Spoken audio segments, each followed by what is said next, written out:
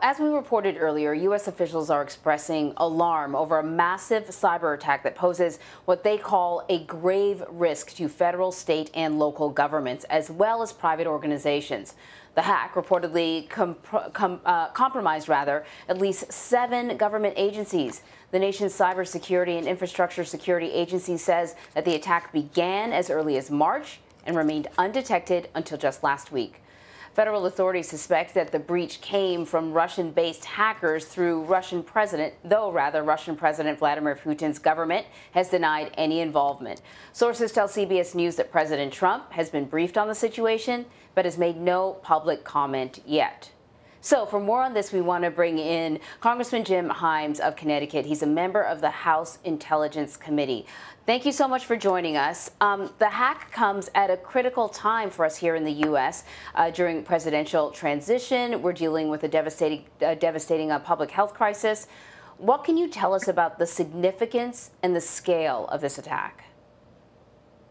Well, the scale, Anne-Marie, is massive. And it was a very cleverly designed hack because it used U.S. IP addresses. It used a U.S. company, SolarWinds, and therefore the usual people who sort of stand on the wall and look outward for attacks that come from abroad were fooled by this. And we don't yet know.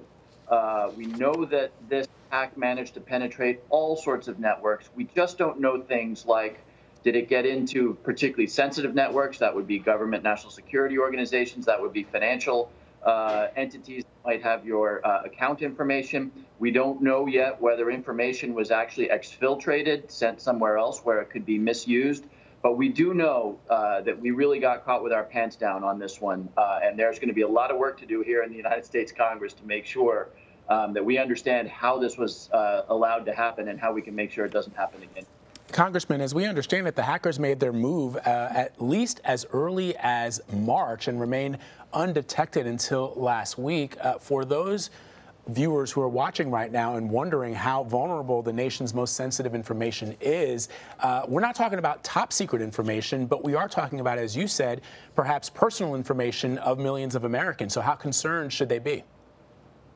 Well, they should be very concerned quite apart from this hack. We're going to learn a lot more about this hack in the coming days, obviously, and weeks. But this is not a new thing for the American people. We've seen retailers hacked. We saw Sony hacked. We've seen banks hacked. And so quite apart from this, people should be concerned. Look, there is talk out there that this was done by Russia. The government is not prepared to confirm that they believe that that is the case. But if that turns out to be the case, Russia at least is a deterrable entity, meaning if they do something that, compromises the safety, the health, the well-being of American citizens, we can retaliate. If it doesn't turn out to be Russian, it turns out to be a bunch of hackers sitting in some God knows where country in Eastern Europe or whatever, those are people who are not deterrable. So regardless of what has happened here, Americans need to be very careful about who they send their password to, and showing good cyber hygiene. In an interview with SiriusXM, Republican Senator Mitt Romney said that this hack had the capacity to, quote, show our defense is extraordinarily inadequate, and that the country's cyber warfare readiness is what he calls extraordinarily weak. The president-elect said a good defense isn't enough. We need to disrupt and deter our adversaries. I'm wondering, do you agree? And what does that look like? How do we deter? I do agree with Senator Romney on that. And though I was a supporter of the Obama administration, I always felt, and I told that administration, that when we learned of the 2016 hack of the DNC and of our election, that our response did not exact enough of a cost from Russia. Now, again, the government is not prepared to confirm that Russia was behind this. A lot of chatter about that. But if it does turn out to have been Russia, we need to not make that mistake again. And by the way, we're already getting it wrong, right? Because the single most powerful person in the United States, the president of the United States, hasn't even mentioned this. If it does turn out to be the Russians, or if it turns out to be the Chinese, or if it turns out to be some other nation state, we need to force that nation state to pay a cost to deter them from doing this in the future. And that's going to be really important to making sure that this doesn't happen again. Congressman, I wonder about that. The President of the United States not yet making any public comments on the issue. I checked where he normally makes comments, which is his Twitter feed. I'm looking at it right now. There's grievances against the New York Times. There's grievances against Mitch McConnell. He's retweeting people who are against mask mandates, but nothing about this hack. Just as Congress has the responsibility to check and balance the other branches of government, have you heard from anybody, the chief of staff, even the press secretary, as to what the president's thinking about this is, and if he's prepared to make any statement, even somebody who isn't the president, for example, the Secretary of State, Mike Pompeo? I mean, it's just remarkable to I think, a lot of people that the commander-in-chief would not even have a public statement when we're talking about, as you say, the lives of just ordinary Americans who are vulnerable here. Well, it's not remarkable in my mind. We know Donald Trump. We've known him for 4 years. All he cares about is his own personal standing.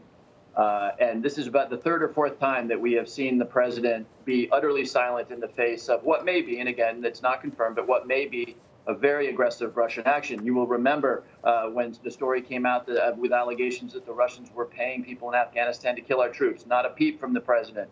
And so here we are. The problem, of course, is that if it does turn out to be the Russians, the signal they get is that we can keep doing this. Now, the good news is that President-elect Joe Biden has been very clear that he will not tolerate this. He said that cybersecurity will be at the forefront of his administration. But in this country, we have one president at a time. And it would be really good if this president, the current president, would finally set aside the fantasy that he won this election, that he actually lost by almost 8 million votes, and actually get back to the business of protecting the country, not just against this kind of cyber attack that we've suffered from, but from the thing that's killing 3,500 Americans every single day, the COVID emergency. So I don't hold high hopes, but that would be the right thing to do right now for the President of the United States.